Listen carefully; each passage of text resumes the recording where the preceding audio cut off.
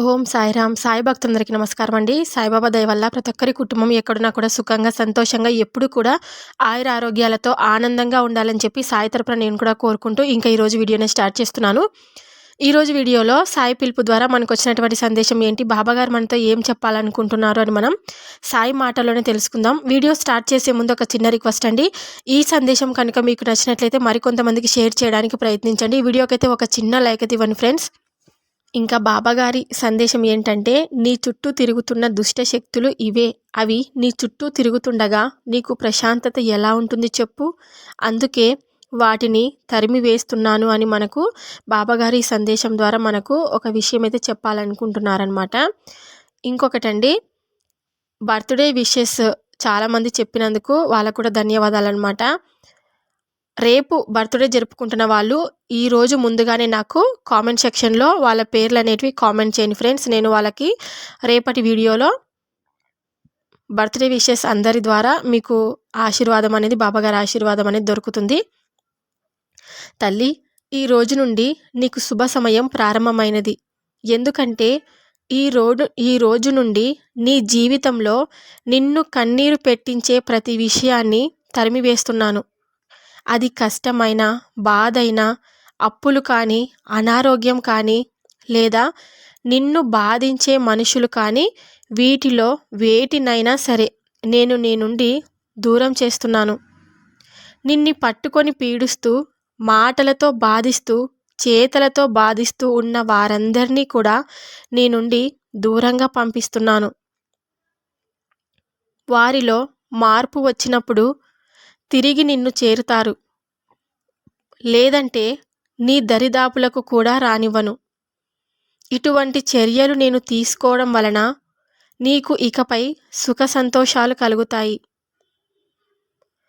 నీ కుటుంబంతో నువ్వు హాయిగా జీవించగలుగుతావు. ఇటువంటి దుష్ట శక్తులన్నీ నీ చుట్టూ తిరుగుతున్నప్పుడు నీకు మనశ్శాంతి ఎలా ఉంటుంది చెప్పు. ఆ మనశ్శాంతి లేక ఇప్పటి వరకు నువ్వు నానా రకాలైన బాధలైతే పడ్డావు. ఇకపై నీకు ఈ అవసరం లేదు. నీకు అండగా నేనున్నానని నీకు అర్థమవుతుంది కదా. నువ్వు చేసే ప్రతి పనిలోనూ నిన్ను వెనక్కి లాగేవారు, నీ పని పాడు చేయాలనుకునేవారు అందరికీ బుద్ధి వస్తుంది. ఇకపై నీ కుటుంబానికి అంతా బాగుంటుంది. ఎటువంటి ఇబ్బంది అనేది ఉండదు. ఆ మనశ్శాంతి లేక ఇప్పటి వరకు నువ్వు చాలా రకాలైన బాధలైతే పడ్డావు కదా.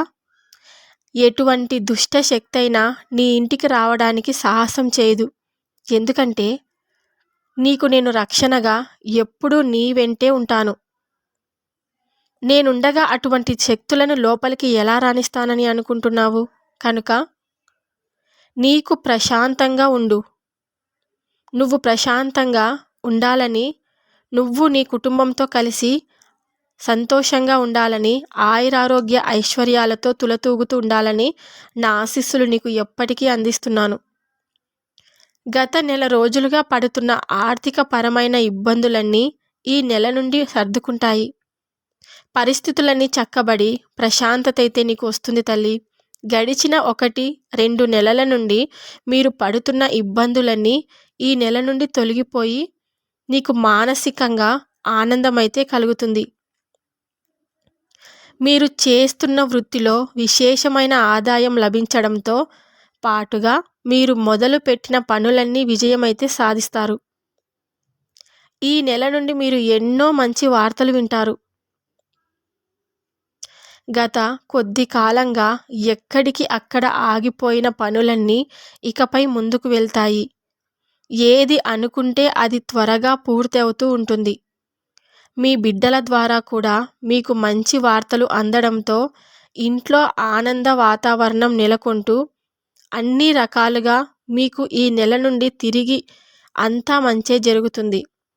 కష్టం తర్వాత వచ్చే సుఖం అన్నది ఎంత హాయిని, ఆనందాన్ని ఇస్తుంది. మీకు భవిష్యత్తులో ముందుకు నడవడానికి కావలసిన అనుభవాన్ని కూడా ఇస్తుంది.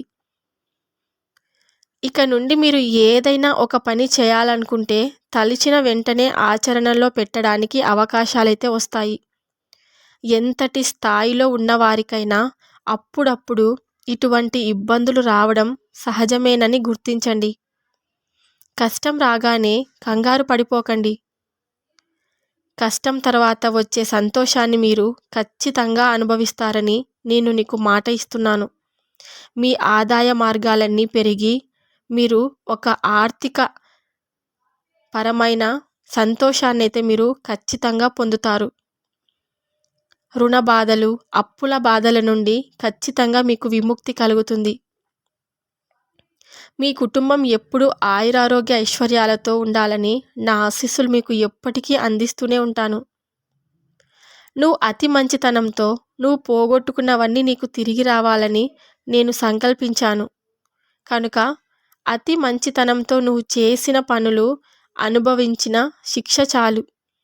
నీవే కాకుండా నీవు చేసే ఈ పని వల్ల మీ కుటుంబం అంతా కూడా నీతో పాటుగా శిక్ష అనుభవిస్తూనే ఉన్నారు కదా. సరిగ్గా పిల్లలకి భవిష్యత్తుకి పునాది పడే సమయంలో మీరు నష్టాలు పాలైపోయి మీరు అనుకున్నట్టుగా పిల్లల యొక్క భవిష్యత్తును నిర్మించలేకపోయారు. అది మిమ్మల్ని ఎంతో కలిచివేస్తుంది. మీ భార్యాభర్తలిద్దరూ ఎల్లప్పుడూ అదే తలుచుకుంటూ ఉంటారు.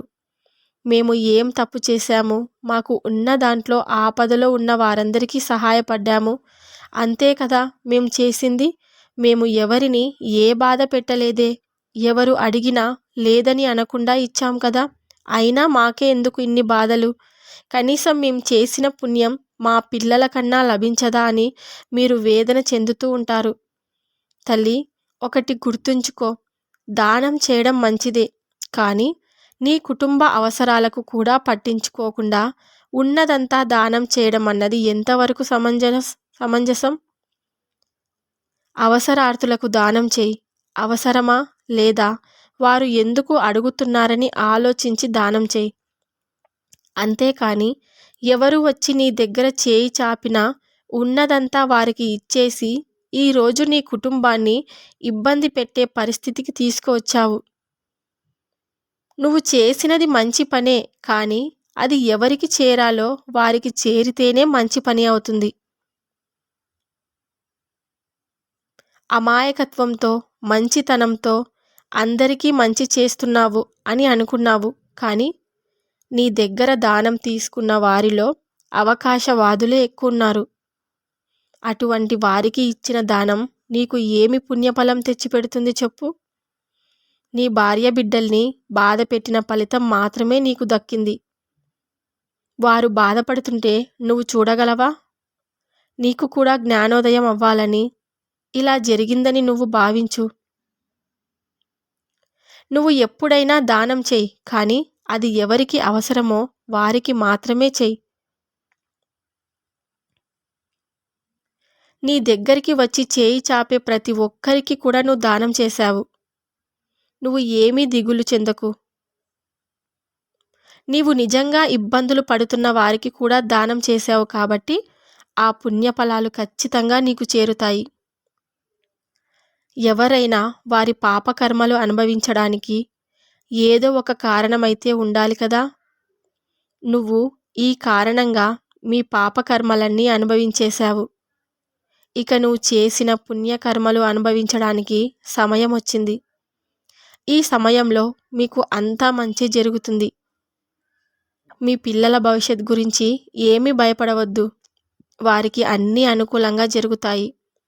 వారు మంచి భవిష్యత్తునైతే పొందుతారు. జీవితంలో వెనుతిరిగి చూసుకునే అవకాశం లేకుండా ఒక ఉన్నత స్థాయికి చేరుతారు. ఇకపై మాత్రం నువ్వు జాగ్రత్తగా ఉండాలి బిడ్డా. వచ్చిన వారు నిజంగా అవసరమైన వారేనా కాదా అన్నది తెలుసుకొని సహాయానికి సిద్ధమవ్వు. నువ్వు ఒకటి గమనించు. నువ్వు ఈ దాన ధర్మాల వల్ల నష్టపోయిన తర్వాత మీ దగ్గరికి ఎవరు వచ్చారన్నది గమనించు. నిజంగా కష్టాల్లో ఉండి నీ సహాయం పొందిన వారు ఈ రోజు వరకు ఎప్పుడూ నిన్ను వదిలిపెట్టలేదు. కానీ అవకాశవాదులు మాత్రం నీ దగ్గర ఉన్నదంతా అయిపోయే వరకు నీ చుట్టూ తిరుగుతూ వాళ్ళు లాభపడి నిన్ను వదిలిపెట్టి ఈ రోజు వరకు నీ ముఖం చూడని వాళ్ళు ఎవరన్నది గుర్తించు. ఇప్పుడు నీకు మరలా పరిస్థితులన్నీ చక్కబడుతున్నాయి కాబట్టి ఒక్కొక్కరు మళ్ళీ వచ్చి చేరుతారు. అటువంటి వారిని చేరనివ్వకుండా నిర్మొహమాటంగా ఉండటం అన్నది అలవాటు చేసుకో. నీ అతి మంచితనం వల్ల నువ్వు పడిన బాధలు గుర్తు చేసుకుంటే నువ్వు ఏం చేయాలో నీకు అర్థమవుతుంది. ఇక జీవితంలో ఏనాడు కూడా నీకు ఎటువంటి కష్టం రాకుండా నేను చూసుకుంటాను. నువ్వు ఎటువంటి శుభవార్త వినాలని ఇన్నాళ్లుగా కలలు కంటూ ఉన్నావో ఆ శుభవార్త ఖచ్చితంగా నీకు నిజమవుతుంది. అది జరుగుతుందా జరగదా, నీ కోరిక ఫలిస్తుందా లేదా అని సందిగ్ధంలో ఉండిపోయావు కదా. అదే విషయం మీద ఆలోచనతో ఏ పని మీద మనసు పెట్టలేక ఎల్లవేళలా మనసులో ఇదే ఆలోచనతో ఉంటూ దిగులు చెందుతున్నావు. ఇకపై నువ్వు ఎటువంటి దిగులు చెందకు. ఆలోచన వద్దు. ఏ ఆలోచన కూడా చేయకు. నువ్వు ఏదైతే కోరుకున్నావో అది జీవితాంతం నీ పక్కనే ఉండి నీకు ఆనందాన్నైతే ఖచ్చితంగా ఇస్తుంది. అది ఏమిటో అని అనుకుంటున్నావు కదా బిడ్డా, నువ్వు కోరుకున్నది ఒకే ఒకటి. అది ఏమిటో ఇంకా చెప్పేందుకు ఆలస్యం ఎందుకు? నువ్వు ప్రతిరోజు నా ఎదురుగా నిలబడి బాబా నాకు ఈ ఒక్క కోరిక నెరవేర్చు అని ప్రాధేయపడుతూ ప్రార్థిస్తూ ఉంటావు. అది నీకు ఇప్పటికే అర్థమైపోయింటుంది. నీ కోరిక నీకు ఇష్టమైన వ్యక్తితో వివాహం జరిపించడం, నీకు నచ్చిన వ్యక్తి నీకు జీవిత భాగస్వామిగా రావాలన్నది నీ కోరిక. ఆ కోరిక ఖచ్చితంగా నిజమవుతుంది. నువ్వు ఎవరినైతే మనస్ఫూర్తిగా ఇష్టపడుతున్నావో ఆ వ్యక్తి నీ జీవిత భాగస్వామిగా లభించి నిన్ను ఎంతో ప్రేమగా జీవితమంతా సంతోషంగా ఉంచగలరు. నువ్వు ఎల్లవేళలా ఆనందభరితమైన జీవితమైతే ఖచ్చితంగా పొందుతావు. నీకు ఏది సరైనదో, ఏది మంచో, ఏది చెడో అని ఆలోచించే నీకు ఈ విషయం చెప్తున్నాను. నీకు దక్కిన జీవిత భాగస్వామితో ఎంతో మంచి మనసు, మంచి నడవడిక, మంచి బుద్ధి కలిగి ఉండి నిన్ను ప్రాణప్రదంగా చూసుకుంటారు. ఇక నీకున్న దిగులంతా తగ్గినట్లే కదా. ఏమాత్రం ఇంకా దాని గురించి ఆలోచించకు. నీకైతే సందేశమైతే వచ్చింది కదా. అతి త్వరలోనే నువ్వు కోరుకున్నవన్నీ జరిగి సంతోషాన్ని ఇస్తాయి. మీ బంధం ఎంతో అన్యోన్యంగా నలుగురికి ఆదర్శప్రాయంగా ఉంటూ జీవితాంతం హాయిగా పిల్లా పాపలతో సుఖ సంతోషాలతో ఆయురారోగ్య ఐశ్వర్యాలతో తులతూగుతూ ఉండాలని నా ఆశీస్సులు అందిస్తున్నాను. నీవు చేస్తున్న కృషి ముందుకు సాగడం లేదని బాధగా ఉంది కదా. నీవు నీ స్వప్రయోజనాల కోసం ఈ పనిని ఎంచుకోలేదు. నీ భర్తకు సహాయంగా ఉండి కుటుంబానికి ఎంతో కొంత మేలు జరిగే పరిస్థితి తీసుకొద్దామని నువ్వు ఈ పని ఎంచుకున్నావు. నువ్వు చేస్తున్నది మంచి పనే, కానీ మంచి అన్నది నమ్మకం కలిగించుకోవడానికి సమయమైతే పడుతుంది. చెడు ప్రచారం సమాజంలోకి రావడానికి వెళ్ళినంత త్వరగా మంచి వెళ్ళదు కదా. అందువల్ల నువ్వు నిరాశ చెందకు. మంచి ప్రజలలోకి చేరడానికి సమయం అయితే పట్టొచ్చు, కానీ అది వారి మనస్సులో సుస్థిరంగా స్థానం సంపాదిస్తుంది. చెడు అన్నది ఎంత త్వరగా వెళుతుందో అంత త్వరగానే ముగుస్తుంది. కనుక నువ్వు ఆలస్యం అవుతుందని బాధపడొద్దు. ఏమీ చింతించకు. నేను చూస్తూనే ఉన్నాను కదా, నువ్వు ప్రతిరోజు ఈ విషయంపైనే దుఃఖిస్తూ ఉన్నావని. ఎంతో కన్నీరు కారుస్తున్నావు. అమ్మా, విలువైన కన్నీరుని వృధాగా కార్చకు. నువ్వు కన్నీరు కార్చే ప్రతి పరిస్థితి నీకు ఎన్నడూ రానివ్వను. ఇప్పటి నుంచి నీకు అన్నీ మంచి రోజులేని చెప్పడానికి నేను ఈ సందేశాన్ని ఇస్తున్నాను. నేను ఇచ్చిన సందేశం కనుక మీకు నచ్చినట్లయితే ఇంకొంతమంది భక్తులకు షేర్ చేయడానికి ప్రయత్నించండి. కొత్తగా మన ఛానల్ని ఎవరైనా చూస్తుంటే కనుక సాయి పిలుపు పక్కన రెడ్ కలర్లో సబ్స్క్రైబ్ అనే బటన్ ఉంటుంది. దాన్ని క్లిక్ చేస్తే పక్కనే ఆల్ అనే సింబల్ కూడా వస్తుందన్నమాట. దాన్ని కూడా క్లిక్ చేస్తేనే నేను బాబాగారి వీడియో ఎప్పుడు పెట్టినా కూడా మీకే ఫస్ట్ నోటిఫికేషన్ రూపంలో మీ మొబైల్ దాకా అందుతుందనమాట. అప్పుడు బాబాగారి సందేశాన్ని అందరూ చక్కగా వినొచ్చు. ఇంకా రేపు పుట్టినరోజు ఎవరైతే జరుపుకుంటున్నారో వాళ్ళందరూ నాకు ఈ కామెంట్ సెక్షన్లో కామెంట్ చేయండి ఫ్రెండ్స్. నేను మన సాయి పిలుపు ఛానల్ ద్వారా వాళ్ళకు బర్త్డే విషెస్ అనేది చెప్పడం జరుగుతుంది. ఇంకా బాబాగారి ఆశీర్వాదం కూడా ప్రతి ఒక్కరి మీకు అందించేలాగా వాళ్ళు బర్త్డే విషెస్ అనేది కామెంట్ సెక్షన్లో కామెంట్ చేస్తారు. సర్వేజన సుఖినో భవంతు. జై సాయిరామ్.